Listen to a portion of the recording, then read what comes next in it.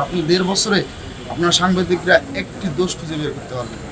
যে জিনিসের সাথে আমরা জড়িত বা আমাদের নাম আসা আমাদের নাম দিয়ে একটা মত তৈরি করা হয়েছে চাঁদাবাজ, যে ঘটনা ঘটেইনি গতকালকে, ১.৫ মাস আগের ঘটনা।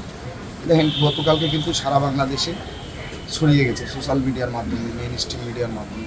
এটা শুধু আমাদের ইমেজকে ক্ষুণ্ণ করেনি, আমাদের যে স্বাভাবিক জীবন আছে, রাজনীতির বাইরেও কিন্তু আমরা মানুষ, আপনাদের মতো রক্তে মাংসে তৈরি করা মানুষ।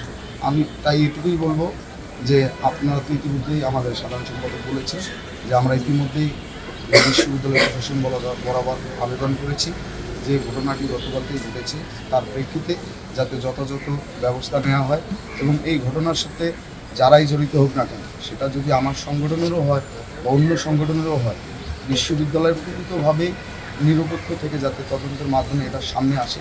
আসলে আমরা ছাত্র সংগঠন করি, আমরা সবসময় চাই শিক্ষার্থী বান্ধব পরিবেশ নিশ্চিত করার জন্য। শিক্ষার্থী বান্ধব পরিবেশ নিশ্চিত করতে গিয়ে আমরা অনেক সময় অনেক কর্মসূচি পরিকল্পনা নিয়ে থাকি। এরপরেও যদি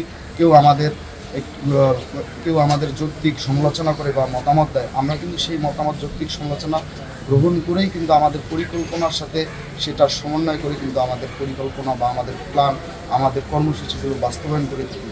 এর মধ্যেও বিশ্ববিদ্যালয়ের পরিবেশ কিছুটা বিঘ্ন যদি আমাদের দ্বারা হয়ে থাকে কখনো, আমরা এর জন্য সবসময় ক্ষমাপ্রার্থী।